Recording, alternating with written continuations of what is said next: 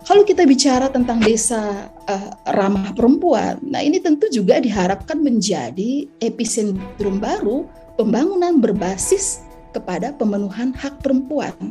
Ya, seluruh aspek pembangunannya memang harus dirasakan manfaatnya dan oleh seluruh warga desa, yang tidak ada yang terlewatkan sekalipun, juga termasuk perempuan tentu harus merasakan. Ya, hal ini tentu juga mengarah pada tujuan SDGs tadi. Tadi di awal saya juga sempat mengikuti pembicaraan dari bapak-bapak yang di awal tadi. Seperti itu. Hanya jadi masalah adalah bagaimana sebenarnya kondisi perempuan yang berada di pedesaan tersebut. Lalu saya lihat, ya itu ada dua variabel ya. Yang pertama budaya patriarki yang sangat tinggi kelihatan. Lalu yang kedua adalah faktor literasi, kecerdasan. Nah, tetapi juga ada faktor-faktor lain yang mempengaruhi. Yang pertama, partisipasi perempuan di dalam bidang ekonomi masih sangat jauh. Sementara pemberdayaan ekonomi di desa itu mesti harus terus ditingkatkan. Karena dengan pemberdayaan ekonomi di desa yang mantap, yang bagus, tentu akan membawa dampak yang cukup bagus untuk pembangunan di desa. Lalu yang kedua, tingginya angka buta huruf. Ini masih tinggi. Ya, saya kebetulan hampir kurang lebih 20-an tahun mendampingi suami di desa dan terus turun-turun ke desa-desa dan juga melihat kondisi yang terjadi di NTT.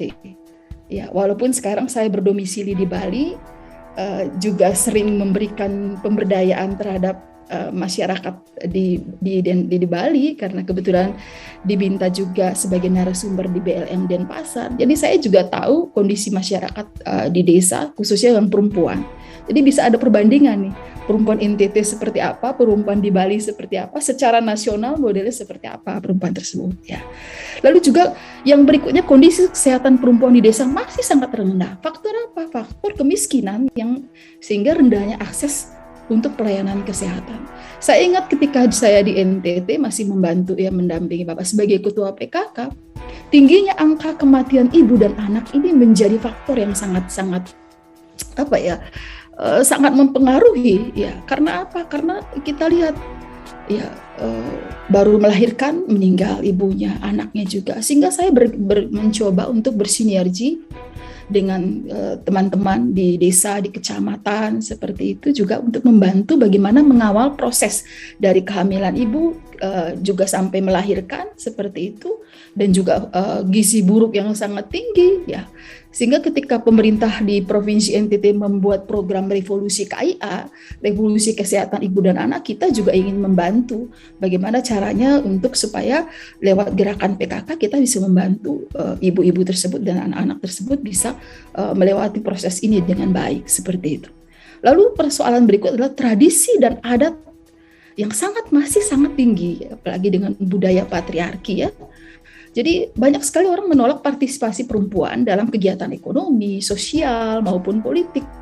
Lalu juga dampak ketidakadilan gender ya. Perempuan itu tempatnya di dapur, urusannya di dapur, di belakang saja. Ya, saya bicara terus tentang pemberdayaan perempuan di mana-mana. Tapi begitu saya pulang ke kampung suami saya tempatnya di dapur. Saya tempatnya di belakang. Ya, karena itu kondisi yang kita hadapi. Apakah kita mau lawan budaya tersebut? Nah, ini mesti menjadi diskusi kita bersama. Karena budaya tersebut kan sudah berurat berakar. Apakah perlu penyederhanaan dan sebagainya, kita perlu memikirkan. Kemudian kekerasan yang pada umumnya dialami oleh perempuan dan anaknya sering terjadi.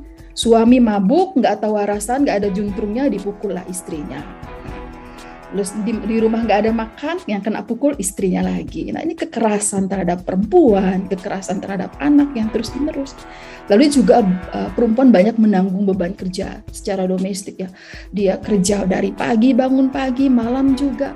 Ya, di kampung suami saya di Adonara ya, di Adonara, kebetulan suami saya dari NTT, dari Adonara.